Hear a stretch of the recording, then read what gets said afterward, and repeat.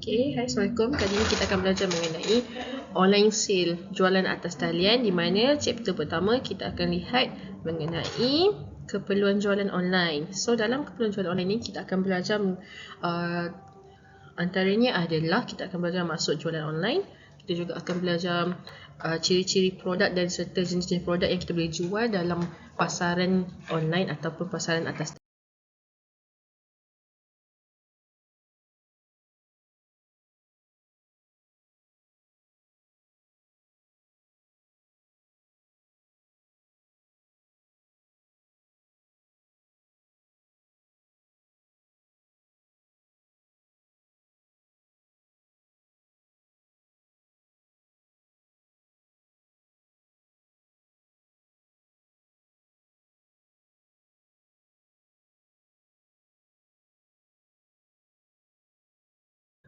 Okey, so mari kita tengok maksud jualan atas talian ataupun perniagaan atas talian. Jadinya perniagaan atas talian boleh ditakrikan sebagai perniagaan yang dijalankan secara atas talian melalui internet. So mostly kebanyakan perniagaan atas talian ni kita tak ada kedai, dan satu-satunya sistem penghantaran kita adalah by post ataupun COD lah. Itu biasa yang digunakan oleh perniagaan atas talian. Dan apa antara platform yang digunakan?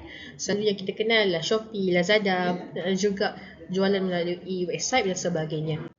So ada dua faktor yang menjadi faktor utama apabila kita membuat pembelian atas talian. So kenapa dua ciri ni sahaja? Sebabnya kita tak, dalam bila membeli online, kita tak boleh nak tengok, tak boleh nak pegang. So dua faktor ini dia telah mengubah segala-galanya tentang pembelian. Kalau sebelum ni, kalau kita nak beli secara offline, kita tengok kualiti, kita akan tengok dia punya harga dan sebagainya.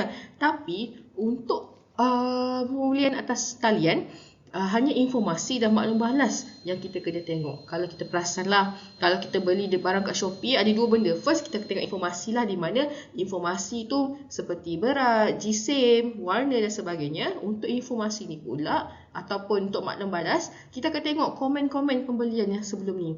Baik ke, tak baik ke? Itu adalah salah satu faktor utama bila kita buat pembelian atas talian. So dia sangat berbeza lah dengan pembelian di luar talian ataupun secara face to face. So, ini adalah kadar pengguna internet di serata dunia. So, kalau dulu pada 1993, di mana first time internet ni dikeluarkan, ditubuhkan, dikenalkan, memang tak ramai yang guna. So, makin lama makin ramai pengguna internet. Dan untuk pengetahuan, bila ramai pengguna internet, maksudnya market kita sendiri pun dah bertukar. Daripada market kita tu yang biasa-biasa, market kita jual offline, dia dah menjadikan satu lagi dunia, iaitu dunia maya, di mana ada juga orang dekat dunia maya ni yang boleh membeli produk kita. So sebagai, kalau awak tengok, banyak perniagaan yang dah beralih daripada ada offline je, tiba-tiba dah ada pembelian atas talian dan sebagainya. So sangat bagus internet ni, sebabnya dia membuka satu peluang kepada peniaga, kepada orang-orang yang ada syarikat untuk jual barang dia dekat platform online pula. So, ini adalah statistik internet user untuk mengikut country ataupun mengikut negara lah. Pada 2014, kalau kita tengok, jumlah paling besar adalah China, diikuti dengan United States dan India. So, kemungkinan besar dia ramai sebab penduduk dia ramai. Kemungkinan besar juga dia memang teknologinya lagi canggih daripada kita dan sebagainya lah. So, mengenal pasti data dan maklumat untuk jualan atas talian. So, bila kita nak tahu, kita nak jual barang, ada beberapa benda yang kita kena tahu dulu. Yang pertama, kita kena tentukan spesifikasi produk perkhidmatan untuk jualan online. Next, kita kena kira ataupun kita kena bina ataupun cipta satu konsep pemasaran online. Seterusnya, polisi pemasaran online, dan akhir sekali, keperluan profil pelanggan. So, sebelum kita nak jual barang ke online, kita kena tengok dulu barang apa yang kita nak jual tu kan. So, kita kena kenal dulu antara barang-barang yang kita boleh jual ke online, dan insya-Allah boleh membawakan produk ini dijual dan mendapatkan keuntungan. So, Antara jenis-jenis produk, kita ada 3 jenis produk, iaitu yang pertama produk keperluan, seterusnya produk kehendak dan akhir sekali produk trending. 3 produk ni sangat popular dan masih digunakan sampai sekarang. So kita nak tengok apa kelebihan, kelemahan serta macam mana ciri-ciri terhadap 3 jenis produk ni. So, untuk produk kehendak dan keperluan dan produk kehendak ni dia hampir sama. Berbezanya, keperluannya adalah produk yang diperlukan. Jika tanpanya kita tak boleh nak hidup, kita susah nak hadapi. Contohnya macam rumah, kereta, telefon bimbit untuk kita berkomunikasi, seperti makanan dan sebagainya. Itu adalah keperluan. Tapi kehendak ni adalah satu produk yang untuk meningkatkan kualiti hidup dan memenuhi impian. Contohnya, boleh je kita nak macam rumah biasa-biasa, rumah 3 bilik, rumah landed, rumah biasa macam rumah kita tu, tapi disebabkan kita ni ada kehendak, kita nak rumah yang banglo, kita nak rumah yang ada kolam renang, itu adalah kehendak ataupun dia adalah salah satu yang boleh memenuhi kita punya demand untuk produk yang kita nak tu. Okey, itu adalah keperluan dan kehendak. So, ini sama jugalah macam tadi, cumanya ini adalah contoh dia. So, kita pergi kepada produk keperluan, produk trending. Okey, produk trending ni dia sangat senang nak jual, tetapi tempoh produk dia laku tu pendek. Mungkin ambil masa setahun, mungkin 6 bulan, mungkin sebulan je. Contohnya macam fidget spinner ni kan. Dulu, ya Allah, sangatlah terkenal. Sampai kan orang pergi jalan-jalan pun bawa fidget spinner kan, tangan-tangannya tu. Tapi disebabkan perkembangan zaman, makin banyak lagi permainan-permainan lain. So fidget spinner ni pun dah ditelan zaman. Mungkin sekarang dah tak ada dah orang main fidget spinner. Sekarang ni orang main lato-lato kan. So lato-lato tu itu adalah salah satu produk trending di mana dia hanya bertahan berapa bulan sahaja. Paling cepat 1 bulan, paling lama mungkin setahun ataupun 6 bulan. So itu adalah produk trending. Dan apa kelemahan produk trending ni adalah dia punya tempoh laku tu pendek. Sekiranya awak tak inovasikan produk awak tak tukar produk ataupun awak tak naik taraf produk tu, awak akan jadi tertinggal lah berbanding dengan pesaing-pesaing awak. So, bila kita dah tahu 3 jenis tadi, sekarang kita nak tengok pula ciri-ciri produk yang kita boleh jual ke online. Yang pertama, kita ada produk yang ada ciri problem solver, di mana produk ni dia boleh menyelesaikan masalah pelanggan. Contohnya lah, macam kalau sakit gigi, bagi ubat gigi, letak komo-komo ubat untuk hilangkan dia punya sakit tu. Katakan kalau gatal ada biji-biji kat badan ke, letak ubat sapu untuk hilangkan gatal. Kalau macam dia lapar, dia nak makan, dia beli makanan. Itu adalah ciri-ciri produk yang ada problem solver. Next, kita tengok pula produk yang nampak berkualiti dan bernilai, di mana produk yang ni dia kos dia rendah je. Tapi penjual ni ataupun kita bijak pamerkan produk tu. Contohnya lah, macam kat Shopee tu kan ada macam dia jual rantai, lepas tu ada kotak, ada jam. Itu adalah produk yang nampak berkualiti dan bernilai. Maksudnya biasa je. Produk tu mungkin kos dia dalam RM2-3, tapi disebabkan pameran dia, disebabkan add-on rantai tadi, kemungkinan besar boleh capai dalam RM10 hingga RM12. Itu adalah contoh kepada produk yang nampak berkualiti dan bernilai. Seterusnya, kita ada produk winning product. Winning product ni, dia orang lain dah jual. So kita ikut balik. Contohnya lah, dah ramai ni jual durian krip kan. So kita dah tahu memang durian krip tu memang dah terkenal. Semua orang nak makan durian krip tu. So apa yang kita buat, kita jual balik benda yang sama dan kita pasarkan benda yang tu kepada orang-orang lain. Cara yang sama. So macam mana kita nak tahu satu produk tu adalah winning product? Ada 2 cara. Yang pertama, kita gunakan media sosial untuk cari, untuk research sama ada produk tu disebut-sebut tak oleh orang. Okay. Yang kedua adalah marketplace. Maksudnya contohnya lah Shopee, Lazada, apa-apa sahaja platform e-commerce yang lain. So macam mana kita nak tahu yang dia tu dah boleh dijadikan winning product ke tidak, kita dah boleh jual ke tidak? Iaitu dengan cara kita tengok engagement pada produk tu. Kalau dia terima balasan yang menggalakkan, sekurang-kurangnya 500 engagement, 500 komen, 500 like dan sebagainya, kita dah boleh ambil produk tu sebagai produk winning dan kita boleh jual balik. So tapi produk winning ni dia kena buat penyelidikan dengan teliti. Tak boleh kita nak main ambil sahaja, dia kena ada penyelidikan yang sangat berhati-hati. Sebabnya benda ni walaupun dia produk winning, tapi kalau salah cara menjual, kalau salah cara mempromosi, still lagi dia boleh menjadi satu masalah dan jadi satu beban kepada syarikat lah ataupun pada diri sendiri. Okay?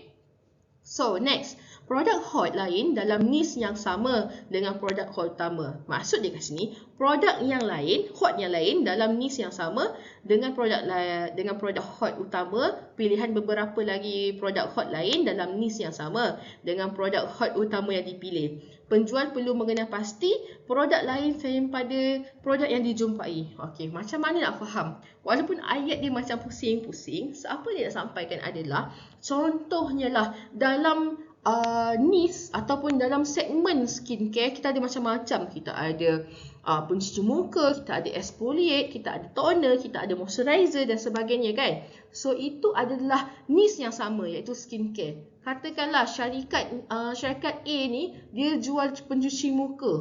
Pencuci muka dia sangatlah dikenali orang, sangat laku dan sebagainya. Itu adalah produk dia. So awak pun nak jual produk macam dia, nak laku macam dia, nak kaya macam dia, apa yang awak boleh buat adalah awak cari produk ni, produk yang sama, produk yang lain dalam niche ataupun dalam segmen skincare. Katakan kalau dia jual pencuci muka, awak jual lah moisturizer ke, jual toner ke, exfoliate ke, supaya benda tu boleh dapat benda yang boleh dapat keuntungan yang lebih kurang sama tapi produk yang lain. So kenapa bagusnya kita guna yang produk lain ni, supaya kita nak elakkan daripada kita ada dia punya apa kita panggil persekretaan ke, kata awak tiru saya tiru awak ke. So boleh elakkan daripada situ dan sangat bagus untuk guna produk hot ni sebabnya kita dah tahu dia memang akan laku, memang akan orang cari. Okay, so kena ingat ada 3 jenis produk dan 4 jenis produk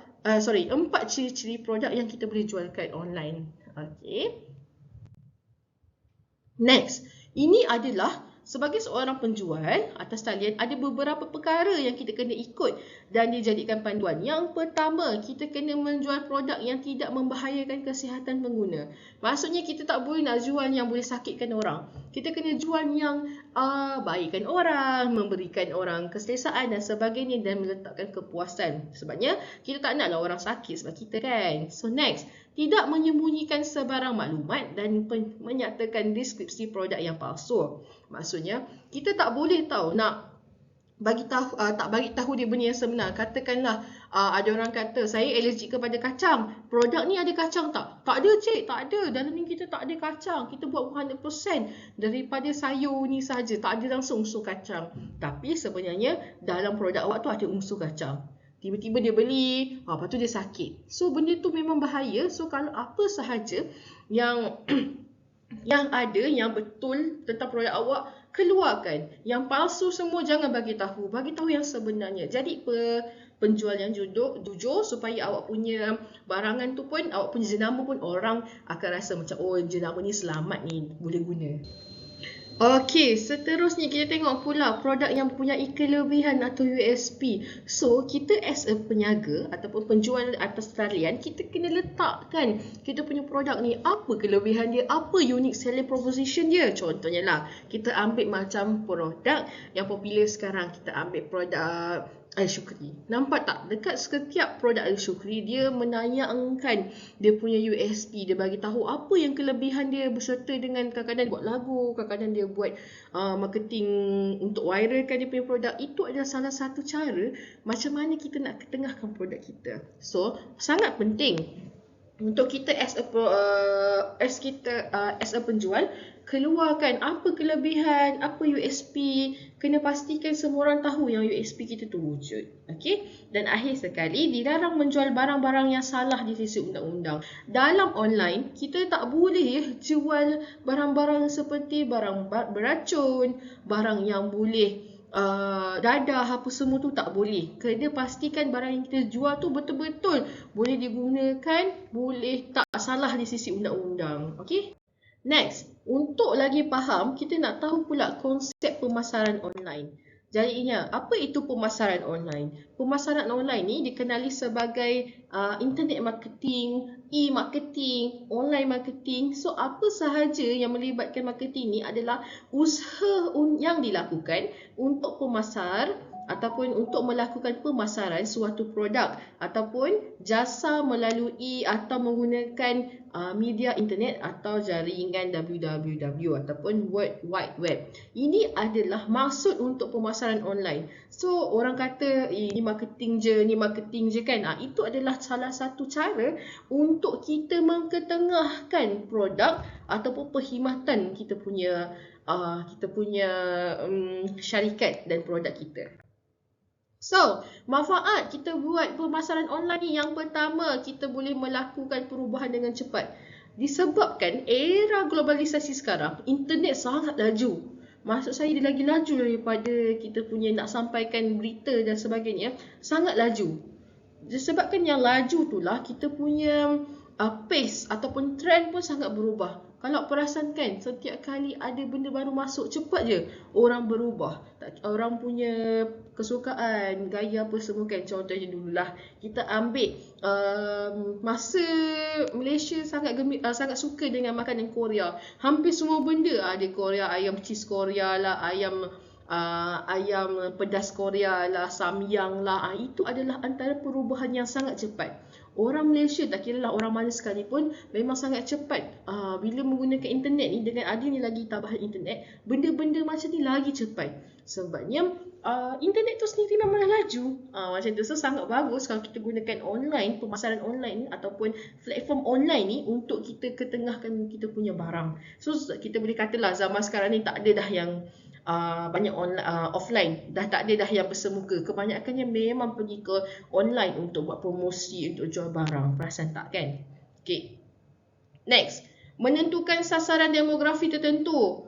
Okay, ini adalah manfaat. Bila kita dah tahu kita punya pembeli online kita, lagi senang kita nak keluarkan produk. Katakan kita nak keluar produk yang seterusnya.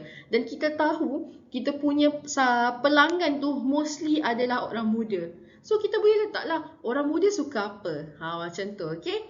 Selagi senang bila dah ada online ni. Seterusnya, banyak media pilihan. Okay, so seterusnya adalah banyak media pilihan. Kita ni boleh pilih daripada gambar, video, nak buat infografik dan segala-galanya.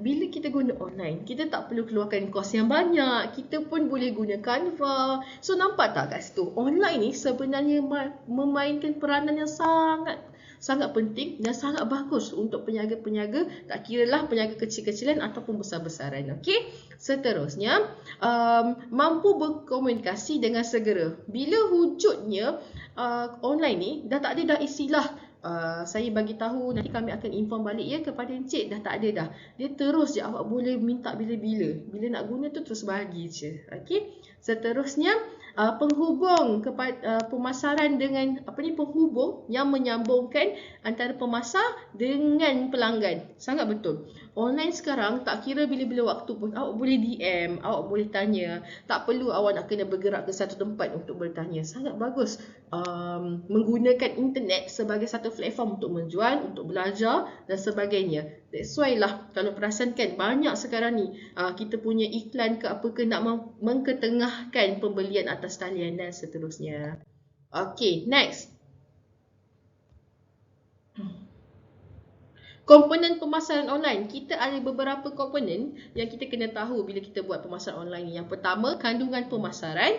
Kedua, search engine marketing, search engine, di mana kita panggil dia CSO. Kalau dalam ni kita panggil CMO lah, dan seterusnya. Kita ada hubungan awam dalam talian EPR. Seterusnya, periklanan dalam talian, pemasaran email dan pemasaran sosial.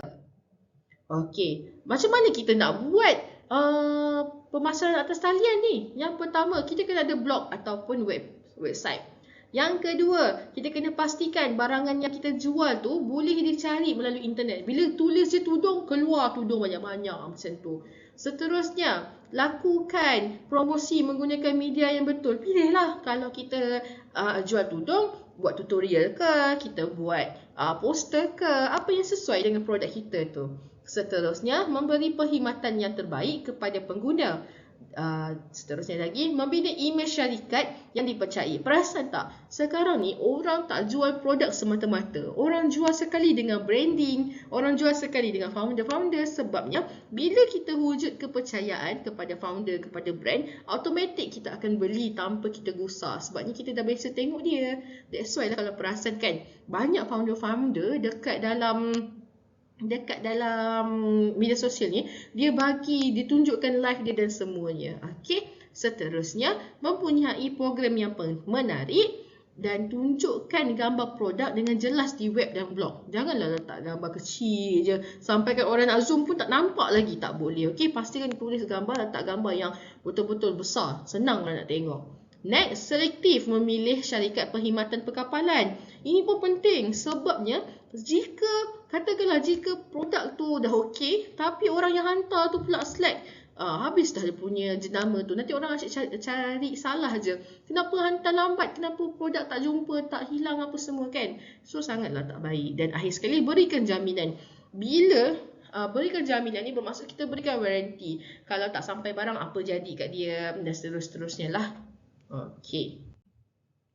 So, kita nak tengok apa? Polisi pemasaran online. So, polisi pemasaran online ni bermaksud bila kita jual barang, apa polisi yang kita boleh tetapkan kepada kita punya orang-orang nak beli tu. Okey. So kita tengok dulu yang pertama dekat sebelah.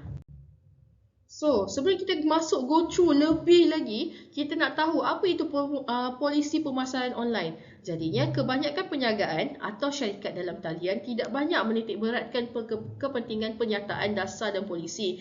Termasuklah terma janji. Sekiranya ada pernyataan tersebut tidak dinyatakan dalam bahasa, kalau ada pun, dia tak bagi tahu dalam bahasa yang mudah dia fahami. Perasan tak? Bila orang tulis polisi kan, orang tulis prosedur apa semua, bahasa dia guna tu sangat susah. Sampai kan kita nak baca tu, kita pun pening. So, bila buat polisi, sangat digalakkan untuk gunakan bahasa yang mudah untuk pelanggan kita baca.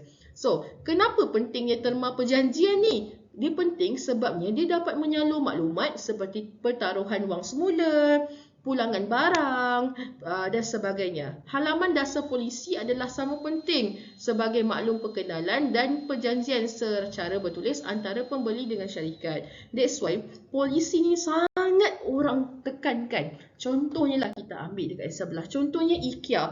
Di setiap resit dia, dekat setiap website dia akan bagi tahu macam mana polisi nak tukar barang. Apa yang jadi? Sebabnya kadang-kadang orang ni tak perasan. So bila dia simpan resit tu, dia baca kat belakang, oh macam ni nak tukar barang. Sangatlah penting dan dia akan buat iklan besar-besar. It's okay to change your mind. Dekat dia punya website pun dia kata macam tu. Sebabnya benda macam ni lah boleh menjadikan pelanggan kita tak berpuas hati kalau dia tak tahu yang sebenar-benarnya. Kalau boleh, segala polisi pertukaran barang ke, pulangan duit ke dan sebagainya melibatkan pelanggan, awak boleh letakkan dalam satu website dan supaya website tu dijadikan sebagai rujukan kepada pelanggan-pelanggan. So, tips dalam menyatakan polisi terma perniagaan adalah seperti berikut. Yang pertama, kita kena letak pautan kepada halaman terma dan perjanjian perniagaan harus dipaparkan di setiap laman web. Tak boleh dekat satu laman web je, yang lain tak letak. Dia kena berseragam dan kena sama. Seterusnya, bahasa yang digunakan adalah mudah difahami oleh setiap lapisan masyarakat. Maksudnya, kita guna bahasa standard. Kalau orang tu guna bahasa Melayu, awak tulis bahasa Melayu. Kalau dalam negara tu dia menggunakan bahasa Korea, awak tulislah bahasa Korea. Dia kena tulis dalam bahasa yang mudah difahami. Okey. Seterusnya, elakkan penggunaan bahasa-bahasa jargon ataupun terminologi yang hanya boleh difahami oleh golongan-golongan tertentu. Maksudnya jangan gunakan istilah yang susah-susah. Contohlah macam saya kata salah satu istilah yang susah adalah USP ataupun kita katalah kami menggunakan USP kami yang terbaik sebagai salah satu cara untuk mendapatkan pelanggan. Okey, contohnya macam tadi, bila kita guna satu terminologi ataupun jargon yang susah nak faham, awak ingat orang faham ke? So, kita kena tukar ayat kita. Saya kata tak boleh guna USP, kita kena guna salah satu perkara unik yang terhadap kami punya produk. Macam tu, kena tukar dia punya, tak boleh nak guna istilah-istilah yang susah-susah. Okey, seterusnya dinyatakan dalam bahasa Inggeris dan bahasa Melayu. Ini dekat Malaysia ya. Maksudnya yang saya tulis ni dinyatakan dalam bahasa Inggeris dan bahasa Melayu ni hanya dekat Malaysia. Katakanlah dekat luar negara yang menggunakan bahasa dia sendiri, tulislah dalam bahasa yang tersebut. Okey? So, sekarang ni kita nak tengok pula keperluan profil pelanggan. Bila kita dah tahu polisi, kita dah tahu nak jual barang apa semua, kita kenalah tengok keperluan profil pelanggan kita pula. So, apa itu keperluan profil pelanggan? Dia kata kita guna dululah perkenalan dia. Pemasaran atas talian dijalankan melalui sistem komputer atas talian yang interaktif yang menghubungkan pengguna dengan pihak penjual secara elektronik. Pemasar memperolehi sumber data dan maklumat dalam menjalankan perniagaan atas talian dengan menggunakan pangkalan data. Maksudnya dekat sini, kita buat kerja kita semua guna online. Dan kita kena ada pangkalan data ataupun database supaya customer kita yang ada tu masuk dalam tu dan kita boleh rotate balik guna nama yang sama untuk dia tahu tentang produk-produk kita. So, apa itu pula pangkalan data? Jadinya pangkalan data ni merupakan satu koleksi tersusun data komprehensif tentang pelanggan, individu atau prospek, termasuklah data geografi, demografi, psikografi dan kelakuan. Everything kita letak dekat pangkalan data ni. Bila pangkalan data ni boleh digunakan? Kita nak gunakan dia bila kita nak tengok berapa orang pelanggan potensi kita, berapa orang yang boleh kita, berapa banyak produk yang kita boleh keluarkan based on kita punya pelanggan tadi. Perkhidmatan yang macam mana kita nak keluarkan sesuai dengan pelanggan kita yang beli tadi ni.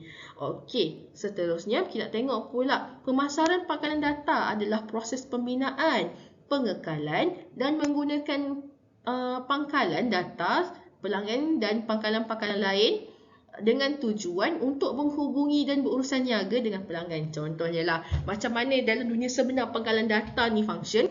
Awak dapat tak email-email daripada Foodpanda ke, Watson ke, daripada baju-baju Uniqlo ke, ataupun apa sahaja yang awak pernah jadi membership. Itu adalah salah satu contoh pangkalan data dan macam mana kita nak interact dengan kita punya customer. So, cara untuk bantu menentukan sasaran pasaran. Tadi kita dah ada pangkalan data ni, kita dah ada satu sistem. Sekarang ni kita nak tengok pula sasaran pasaran kita. Yang pertama, kita kena ketahui ciri-ciri asas bakal pelanggan. Katakan kita ni jual produk pakaian wanita. Boleh ke saya cari lelaki untuk jadi saya punya pelanggan? Mungkin boleh, tapi kalau dia ada boyfriend, kalau dia ada girlfriend, kalau dia ada suami isteri. Tapi mostly yang akan beli ni adalah perempuan kan. So kita kena carilah orang yang sesuai untuk produk kita. Kita jual produk baju wanita, wanita lah yang kena dapat kita punya email, yang kena dapat kita punya promosi. Next, kita kena semak pesaing kita. Kita kena tengok siapa pesaing kita ni. Dia kejar ke pasaran yang sama dengan kita? Dia punya target audience tu macam mana? Bakal pelanggan tu dia target yang macam mana? So kat situ pun kita kena tengok supaya kita tak adalah ada unsur kejar-mengejar ataupun tak rasa puas hati ke antara syarikat dengan syarikat lain. Okay? Seterusnya, kita kena analisis produk dan perkhidmatan. Kita kena tuliskan setiap senarai ciri produk atau perkhidmatan dan senarai kelebihan yang disediakan. Sebagai contohnya, reka grafik ini dia tawarkan perkhidmatan reka bentuk yang berkualiti tinggi. So dia kena bagi tahulah dia menawarkan berkualiti tinggi dengan harga yang rendah ke apa ke. Dia kena tulis benda tu supaya lagi senang untuk kita cari sasaran pasaran ni dan kita tengok siapa bakal pekerja atau bakal pembeli kita. So, seterusnya, bila kita dah buat, kita dah susun balik, kita dah senaraikan apa semua, kita kena buatlah penyelidikan pasaran. Sebabnya, kita nak tahu lagi tepat apa kita punya sasaran, kita punya pelanggan ni macam mana dengan tepat. So, yang pertama, kita kena pilih demografi yang khusus untuk sasaran. Kita kena tahu orang yang macam mana kita nak. So, dengan cara macam mana, kita kena buat penyelidikan lah. Kita kena buat dia pernah tak beli produk kita, umur dia berapa, lokasi dia kat mana, macam mana dia dapat tahu dengan produk kita. Itu semua adalah salah satu penyidikan pasaran. Ini pun sama sekali lah dia guna untuk beli, untuk untuk dapatkan data-data tadi. Ini adalah antara salah satunya cara untuk dapatkan data untuk penyidikan penyidikan pasaran tadi. Tadi itu baru demografi, yang ni psikografi. Kat sinilah kita akan tengok personality dia macam mana, sikap dia macam mana, nilai, minat dia, gaya hidup, kelakuan, dia suka warna apa, dia suka warna pink je. Orang kita punya customer tu suka warna pink, maka keluarlah kita punya edisi warna pink dan sebagainya. Okay? So, langkah yang diperlukan untuk mengenal pasti profil pelanggan. Yang pertama, kita kena kenal pasti ciri pelanggan kita. Orang dia tu macam mana. Next, menempatkan pelanggan-pelanggan. Maksudnya kita categorizekan pelanggan kita. Kita tengok pelanggan pertama kita. Oh, satu kumpulan ni suka beli bundle, letak dia satu kumpulan. Satu kumpulan ni suka beli sikit-sikit, letak dia beli untuk sikit-sikit. Okey? Seterusnya, memahami proses pembelian pelanggan. Maksudnya kita tengok proses dia beli macam mana. Supaya kat mana yang kita boleh untuk try dia beli lebih dengan kita. Dan semacam mana kita nak bagi dia kekal dengan kita. Seterusnya, berhubung dengan pelanggan sedia ada, di mana kita kena sentiasa berhubung lah. Macam Foodpanda, macam Watson tu kan, setiap bulan hantar ke awak notification. Kalau Foodpanda kadang-kadang sampai setiap hari kan. Seterusnya, membina profil pelanggan. Profil pelanggan ni adalah setiap kali kita pembelian, orang ni selalu beli dengan kita. Kita boleh naikkan apa dia untuk dapatkan lagi keuntungan. So, kaedah dalam mengenal pasti profil pelanggan untuk spesifikasi produk perkhidmatan terhadap sasaran pelanggan seperti berikut. So, ini adalah cara untuk kita nak kenal pasti profil pelanggan lah yang sesuai dengan produk kita. Yang pertama, kita kena melalui daripada kaji selidik dalam talian. Maksudnya kita bagi dia jawab satu by satu lah. Seterusnya, rekod data pembelian lampau melalui minat kegemaran pelanggan, melalui faktor demografi pelanggan, membuat andaian jualan, dan akhir sekali melalui perkongsian testimoni. Ini adalah salah satu kaedah yang kita boleh guna untuk kenal pasti profil pelanggan kita. So, next kita tengok pula langkah dan prosedur pembelian atas talian pengguna. Ini adalah macam mana kita nak tengok pengguna kita beli macam mana produk. Okey, seterusnya kita akan sambung kepada panduan pembelian secara atas talian, di mana ini adalah cara macam mana kita nak beli barang atas talian. So, sama juga dengan kehidupan biasa. Saya rasa semua kat sini mesti pernah beli dalam talian ataupun online kan. Jadinya langkah pertama untuk kita nak beli barang atas talian ni, yang pertama kita kena tahu dia punya harga dan kita kena buat perbandingan harga. Sebabnya bila dekat pasaran ni, bila dekat pasaran online terutamanya, dia ada banyak sangat range harga untuk satu produk yang sama. So, kita kena tengok betul-betul barang-barang ni adakah dia harga mana yang lagi murah dan dia punya harga shipping tu berapa semua kan, supaya kita boleh jadi pengguna yang bijak lah dan dapat menjimatkan kita. Yang kedua adalah kita kena semak maklumat perniagaan, sama ada dia ni hujud ke tak hujud, adakah dia scammer dan sebagainya. Macam mana kita nak semak bukti maklumat perniagaan ni? Kalau dekat e-commerce, awak boleh tekan dekat bahagian shop tu kan. Dekat bahagian shop tu adalah salah satu cara untuk awak cari sendiri dia punya maklumat perniagaan tu. Seterusnya kita ada semak testimoni. Semak testimoni ni adalah yang kita cek. Oh, orang kata barang terbaik, barang apa semua. Itu adalah di mana semak testimoni ataupun tengok feedback. Kita panggil macam tu kan. Seterusnya adalah langkah keempat, kita pilih laman web yang dipercayai. Contohnya, kita kena beli betul-betul laman web yang kita percaya. Macam saya suka Shopee sebab saya dah biasa beli kat Shopee dan saya ada pengalaman baik dengan Shopee. Jadinya, saya akan sentiasa gunakan Shopee sebab saya percaya. Sekiranya kalau awak percaya terhadap Lazada, guna Lazada dan sebagainya. Okey. Seterusnya, ambil kira kos sampingan, di mana kalau awak nak pakai, awak nak beli barang online ni, awak kena tahu banyak benda yang kita akan charge. Daripada segi courier, daripada segi dia punya balutan dan sebagainya. Itu semua adalah kos. So awak kena aware sekiranya kalau awak beli barang tu harga dia RM10, tiba-tiba masa awak nak bayar kemungkinan besar jadi RM15 ataupun RM20. Okey. Seterusnya kita ada dapatkan butiran peribadi penjual, di mana bila kita dah beli tu kita dapatkanlah nama dia siapa, dia punya alamat rumah, nombor telefon ke, supaya kita tidak ditipu. Selalunya dalam laman e-commerce saya rasa tak ada masalah sangat lah, sebabnya semua data-data dalam tu kita boleh akses dan kita boleh dapatkan. Sekiranya ada berlaku kecuaian atau penipuan ataupun barang tak dapat, kita boleh dapatkan kembali melalui e-commerce sendiri. Tapi dalam langkah nombor 6 ni, dia bagi sekali, sebabnya sekiranya awak beli dekat laman sosial, sekiranya awak beli dekat TikTok dan sebagainya, wajib untuk awak tahu dia ni siapa supaya awak tidak ditipu. Okey, sebabnya bila gunakan platform sosial media FB, Instagram, TikTok ni, kita tak boleh nak refund duit kita, sebabnya kita deal dengan dia melalui WhatsApp yang personal. So tak ada track di mana aplikasi tadi boleh tunjuk yang dia orang ni adalah scam. Okey. Seterusnya nombor 7 adalah kaedah pembayaran. Kaedah pembayaran ni bermaksud adalah kaedah cara nak bayar lah. Nak guna cash ke, nak guna COD ke, nak guna online banking ataupun credit card dan sebagainya. Itu tergantung kepada dia lah. Seterusnya nombor 8, semak terma dan syarat ni. Biasa bila kita nak beli barang, kita tahu dia punya syarat-syarat, polisi dan sebagainya. Akhir sekali adalah, so sekarang kita akan tengok pula langkah-langkah membeli secara dalam talian Lazada ataupun Okey, so kita ada beberapa fasa. Yang pertama kita ada fasa sebelum, pertengahan dan selepas.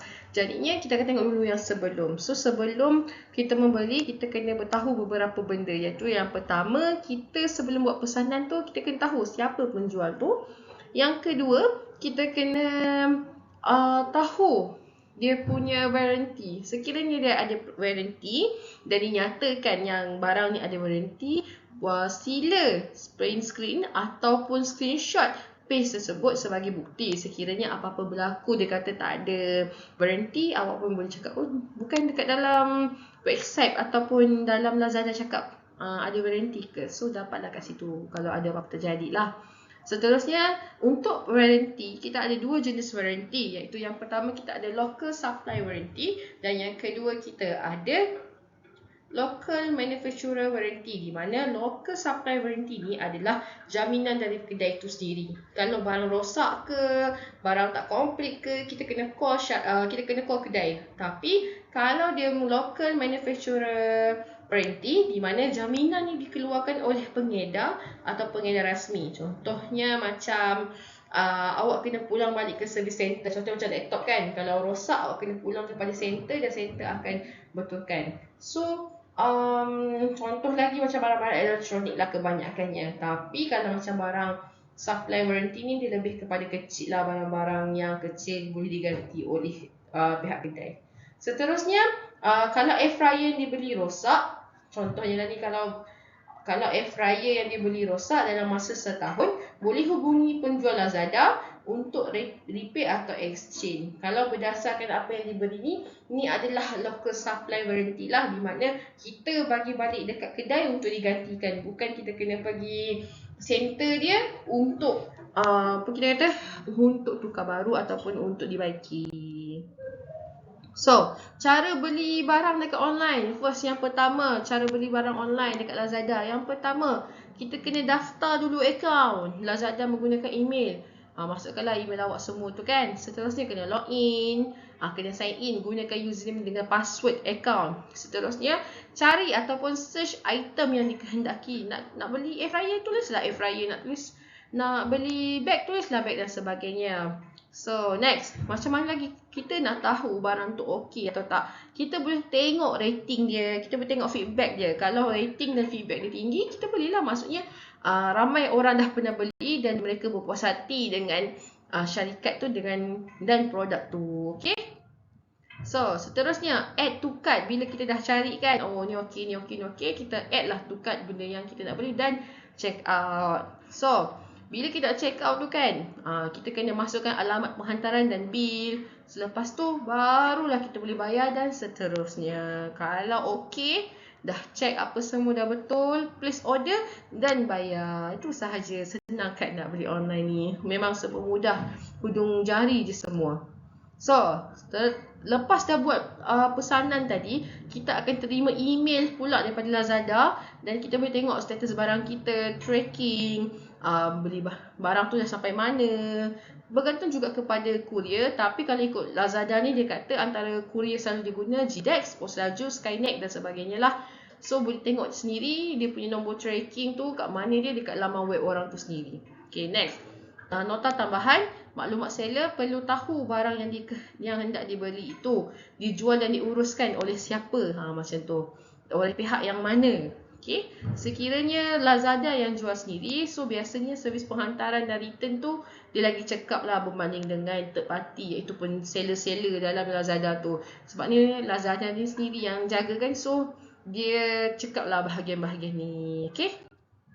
So dekat Lazada ada beberapa kaedah pembayaran yang selalu digunakan lah. Yang pertama, dia ada cash on delivery. Selalunya cash on delivery ni dia akan hantar sekitar yang dekat-dekat je. Kalau jauh-jauh dia tak hantar, rugilah kat dia kan. So next, online banking. Ketiga, credit card ataupun debit card, dan akhir sekali PayPal. So tadi kita dah tengok pasal nak beli barang online, kita dah tengok cara nak beli barang, kita juga dah tengok beberapa benda yang melibatkan online, maklum balas, feedback, produk semua tu kan. So sekarang ni kita nak tengok pula mengenai macam mana kita nak tentukan sasaran jualan atas talian ni. So mula-mula kita kena tahu apa itu KPI ataupun Key Performance Indicator. So dia kata kat sini, Key Performance Indicator ataupun KPI ni adalah satu set langkah yang digunakan oleh syarikat atau industri untuk mengukur atau membandingkan prestasi dari segi memenuhi matlamat strategik dan operasi syarikat. Maksudnya ini adalah macam mana kita nak tahu tahap mana kita sekarang ni. So dengan adanya KPI ataupun Key Performance Indicator, kita tahu kita dah achieve ke belum. Okay. So sebelah ni kita tengok lagi macam mana pula kita nak tentukan petunjuk prestasi. Maksud dia macam mana kita nak tahu kita ni dah sampai. Ada syarikat dia gunakan jumlah produk, ada syarikat dia tengok keuntungan, dan banyak jenis lagi lah. So yang ni adalah macam mana nak tentukan petunjuk prestasi KPI jualan. Kalau atas talian, yang pertama kita ada jangka masa penjualan, jam, berapa jam sehari orang beli, hari apa, minggu ke berapa, bulan ke berapa, macam tu. Seterusnya, saiz purata tempahan, berapa sekali orang tempah, adakah secara lambat ke, ataupun pukal, ataupun sikit-sikit, macam mana dia punya cara ataupun purata tempahan tu. Seterusnya, kadar pertukaran produk. Seterusnya, kadar pengguguran shopping cart. Maksudnya bila dia dah masuk dalam shopping cart tu tiba-tiba tak nak lah, dia buang. Itu pun kita boleh check lah sebagai salah satu seller dekat e-commerce tu. Seterusnya, jumlah pembelian baru berbanding jualan ulangan, kadar klik terhadap produk, dan akhir sekali kadar respon pelanggan terhadap produk jualan. So ini adalah semua macam mana kita nak tentukan KPI tu. So kegunaan KPI yang pertama digunakan untuk mengukur sesuatu, of course lah, untuk mengukur kita punya jarak, kita punya pencapaian dan sebagainya. Seterusnya, prestasi untuk menjadi proses membuat keputusan lebih mudah. Yes, bila kita guna KPI, kita boleh lagi senang nak buat keputusan. Sama ada kalau dia naik, apa yang kita perlu buat. Kalau dia turun, apa yang kita perlu buat. Sebabnya kita dah nampak dia punya kita boleh kata dia punya result tu. So kita dah tahu dengan result tu kita boleh buat apa. Seterusnya, membantu organisasi untuk memahami bagaimana prestasi syarikat berkait dengan matlamat dan objektif. Untuk menilai kejayaan sesuatu aktiviti dalam organisasi, untuk menganalisis butiran operasi organisasi, untuk menilai keberkesanan prestasi, untuk tindakan memantau keputusan, untuk mengesan masalah yang mungkin berlaku dan boleh menjadi panduan peningkatan, dan akhir sekali sebagai alat untuk meningkatkan prestasi proses yang berterusan. So, petunjuk prestasi utama yang digunakan secara berkala menilai prestasi organisasi, perniagaan dan bahagian jabatan dan pekerja. So, semua KPI ni kita semua gunakan dekat setiap bahagian. Salah bahagian pun sekalipun, dia still ada KPI sendiri. Even dalam online pun kita ada KPI. Barulah kita tahu yang kita punya status sale ataupun kita punya status pembelian tu tinggi atau rendah. So sekarang ni kita tengok mengenai pasti kaedah penghantaran produk bagi jualan atas talian. Okey, sebelum tu kita tengok dulu apa itu kelebihan medium digital lah, dan kenapa lagi senang kita guna medium digital berbanding kita gunakan offline punya penjualan. Yang pertama, disebabkan sistem pengedaran menjadi lebih mudah kerana peniaga dapat menjual terus kepada pengguna. Kedua, margin atau untung bersih menjadi lebih tinggi kerana kos pengedaran mampu dikurangkan. Dan akhir sekali, potensi untuk meluaskan pasaran lebih mudah kerana lokasi penjualan tidak terhad kepada sesuatu kawasan dan tempat. Maksudnya, kalau macam kedai runcit, awak akan jual hanya sekitar awak je. Katakanlah dalam sekitar awak tu ada 5 rumah tu je boleh beli. Orang yang takkan beli sebab orang tak tahu, dan orang juga dan jauh pada rumah orang macam tu. Tapi sekiranya awak menggunakan medium digital, hampir satu dunia boleh tahu awak punya produk tu wujud. That's why ramai sekarang ni orang guna medium digital sebagai nak jual barang. Okay, kalau dulu kita jual barang, kita dekat Malaysia, kat Malaysia je. Nak keluar pun susah. Boleh keluar tapi susah. Tapi sekarang ni dengan kos yang sikit, hanya minimum kos, boleh jual barang awak dekat luar negara.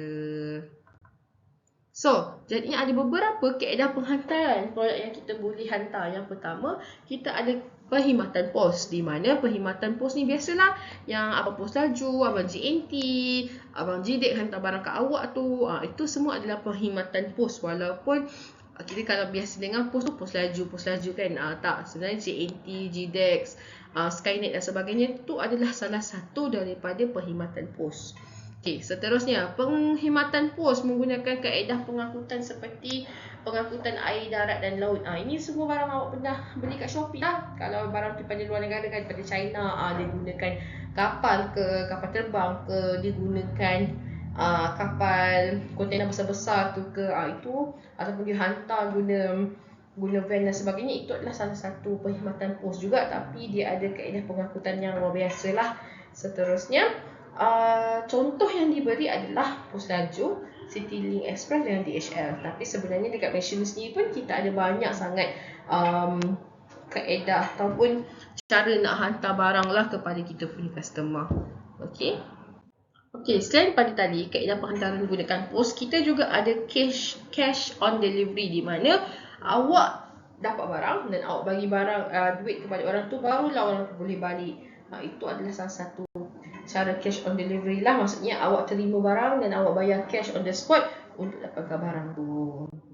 Terus kita ada perkhidmatan mail khas, di mana ini adalah alternatif untuk perkhidmatan mail yang lebih pantas lah dan disifatkan sebagai khas. Contohnya dia sama je macam Pos Laju, Pos JNT dan sebagainya, tapi dia dihantar hari yang sama. Maksudnya dia kena hari yang sama, dia laju, sebab benda ni sangatlah penting. Contohnya kita boleh ambil macam Grab kan. Grab dia ada satu fungsi tu, di mana awak bagi barang dan barang tu akan hantar hari ni juga. Lalamove, itu semua adalah perkhidmatan mail khas, di mana hantar on the spot dan terus sampai. Okey, seterusnya kita ada faktor-faktor pemilihan jenis pengangkutan, di mana kalau awak nak hantar barang, awak kena pasti dulu jenis-jenis pengangkutan yang sesuai dengan produk awak. Kalau awak jual barang tenusu, barang yang cepat rosak, awak kena beli rolling yang ada tempat ais tu. Tapi setakat nak hantar barang-barang, boleh guna rolling biasa macam tu. Okay? So, antara faktor-faktor yang kita boleh titik beratkan bila kita nak pilih sesuatu pengangkutan, yang pertama kita boleh tengok jenis barang dan sifat barang. Itu yang saya kata tadi lah. Kalau barang yang perlukan sentiasa segar, contohnya ayam, ikan, sayur, rolling yang macam mana, pengangkutan yang macam mana sesuai untuk mereka, untuk barang-barang tadi tu. Seterusnya, risiko kerosakan. Kita kena tengok juga berapa lama dia boleh bertahan untuk hantar barang-barang kita tu. Selalunya jangka hayat satu lori tu kan boleh tahan dalam 10 tahun, 30 tahun. Itu pun kita kena titik beratkan. Seterusnya, nilai barang. Adakah barang tu bernilai sampai RM1,000? Patutkah kita hantar dalam keadaan lori yang sangat buruk ataupun lori yang dah nazak, kita hantar barang yang sangat eksklusif dan mahal, tak sesuai. So nanti boleh mendatangkan, kalau cala bala dah habis dah nilai barang tu. Seterusnya, keselesaan, kos pengangkutan, kesegaran, jarak perjalanan, saiz, berat, kuantiti barang, dan akhir sekali mudah didapati tak? Bila kita nak pilih ataupun spare part ke, kita nak pilih dia punya daripada segi kurier tu senang ke nak dapat, dekat ke dengan kedai kalau nak guna kurier. Kalau nak guna lori sendiri, dia punya barang-barang spare part tu senang tak? Kalau rosak nak pergi bengkel mana, semua tu kita kena kira dalam kita nak buat satu bisnes. Sebabnya bila bisnes online ni, customer harus terima dia punya barang tu melalui post lah, bukan melalui terus jalan. So sekarang ni kita tengok dropship. So jadi dropship ni dia adalah satu kaedah perniagaan yang melibatkan penjualan sesuatu produk atau servis dengan pengedar hanya perlu membayar kepada pembekal berdasarkan produk dan servis yang dijual. Contohnya macam kalau awak jual barang kan, awak jual barang, awak tak perlu pegang barang pun, awak hanya cari orang untuk orang beli dan awak terus dapat keuntungan, barang pun awak tak simpan. Itu adalah dropship, di mana awak hanya menguruskan macam mana dapat customer, tapi untuk barang-barang semua 100% daripada HQ. So kalau nak lagi jelas macam mana jadi, okey, so macam mana terjadinya dropship ataupun proses dropship ni? Yang pertama, buyer ni akan cari, mula-mulalah kita paling mula, reseller akan jual kepada laman web. Then ni store kita lah sebagai dropship kan, orang dropship. So orang dropship tu tiba-tiba ada buyer beli. Then bila buyer ni beli, dia akan datang kepada nombor 4 ni, nombor 3 ni, buyer pay retail price. Maksudnya orang yang beli tu harga yang biasalah, harga biasa, harga tetap, bukan harga yang istimewa, bukan. So sampai dekat ni dia akan bayar, dan reseller akan bayar harga yang wholesale kepada dropship. Maksudnya dropship ni hanya mencari orang saja supaya dia barang tu boleh dijual. Orang akan beli harga biasa, harga dekat pasaran, tapi awak akan dapat dia punya amount yang sesuai tu lah. Maksudnya kalau harga tu sebenarnya dia jual dekat customer RM10, tapi awak akan dapat commission. Commission sebanyak RM5. So RM5 tu awak punya. Itu konsep dropship. Awak hanya jual kat kedai awak, dan semua barang, semua commission akan semua barang akan dipostkan oleh pihak reseller. Awak hanya jual sahaja sebagai seorang dropship. So lagi senang kita tengok macam ni. Sebenarnya dropship ni dia akan ada satu website, di mana website tu ada banyak sangatlah barang yang dropship boleh keluarkan, boleh jual kepada pasaran. So dia keluarkan, dia senaraikan lah, dia buat dekat FB, dia jual kat TikTok dan sebagainya. Tiba-tiba ada orang beli. Bila ada orang beli tu, orang nak beli. So apa dia buat? Dia tak keluarkan stok tau. Dia akan buka laman web yang syarikat sediakan. Dia akan pilih produk tu nak hantar kat mana, apa alamatnya. Nanti syarikat yang hantarkan, bukan kita, bukan dropship tu yang hantarkan. So bila dia dah hantar barang, barang pesanan tadi, customer pun dah dapat, nanti dia akan dapat lah dia punya commission lah. Dropship tu akan dapat commission dia sendiri. Macam itulah secara senangnya. Jadi apa kelebihan peniaga kaedah dropship ni? Yang pertama, dia tak perlu pegang modal untuk beli barang dan tidak perlu simpan stok. Seterusnya, tidak perlu menghantar dan membungkus barang. Seterusnya, pembeli pun tak tahu dropship ni siapa, tak tahu alamat dia kat mana, sebab 100% semua alamat akan ditulis dan dihantar melalui syarikat. Jadinya selamatlah dropship ni. Macam tu. Seterusnya, keuntungan yang diperolehi adalah keuntungan bersih. 100% dah ditolak oleh barang yang customer beli. Kita hanya dapat keuntungan semata-mata. Seterusnya, stok sentiasa up to date dan tidak pernah kehabisan stok. Akhir sekali, ahli dropship adalah kumpulan yang pertama akan dimaklumkan apabila stok baru sampai. That's why lah lebih kelebihan kita nak jadi dropshipper ni. So kita akan tengok pula aspek keselamatan dan ancaman terhadap jualan atas talian. So bila kita jual atas talian ni memang banyaklah dia punya ancaman. Ada juga kita pernah dengar cyberbully, kita pernah juga dengar akaun kena ambil dengan orang melalui online. So itu adalah antara ancaman-ancaman yang ada. Okay. Pertama adalah hacking, iaitu hacking ni adalah penggodaman di mana merupakan suatu tindakan akses komputer tanpa mendapat sebarang kebenaran atau izin daripada pihak yang bertanggungjawab, di mana penggodaman ni selalunya orang yang mahir buat dia. Maksudnya orang dah lama dah biasa nak godam. That's why lah kadang-kadang kita dengar isu dalam akaun tiba-tiba tinggal RM1, tiba-tiba dah kosong. Itu disebabkan aktiviti penggodaman ni, okay? Ataupun hacking. Seterusnya, pemindahan wang secara haram, di mana pemindahan wang secara haram adalah pengalihan wang daripada sebuah akaun individu atau sebuah organisasi ke dalam akaun bank pihak lain. Maksudnya dia curi duit lah, tapi melalui online. Macam tu, sama jugalah lebih kurang dengan hacking tadi tu. Okay. Seterusnya phishing. Phishing ni adalah, pernah dengar tak yang SLDN pula, LHDN cari ada tunggakan apa semua. Itu adalah salah satu daripada ancaman jugalah. Tiba-tiba kata kita ada tunggakan sebanyak 3,000. Sudah. Sedangkan kita tak pernah beli apa-apa sampai tunggakan macam tu. Itu adalah phishing. So next, penipuan cyber. Ini selalu banyak kan, selalu dengar kan. Tipu sana, tipu sini. Kadang-kadang dia kata, tak apa nanti kami hantar melalui COD. Jadinya itu adalah salah satu penipuan juga. Sedangkan korang tak nampak benda tu, tapi dah bayar. So itu adalah penipuan. Okay. Itu sahaja untuk kali ni. Semoga bermanfaat untuk korang semua. Jadi tak apa, lepas ni sila tengok, sila tunggu arahan yang seterusnya. Dan sila siapkan kertas tugasan yang saya berikanlah dalam classroom. Thank you.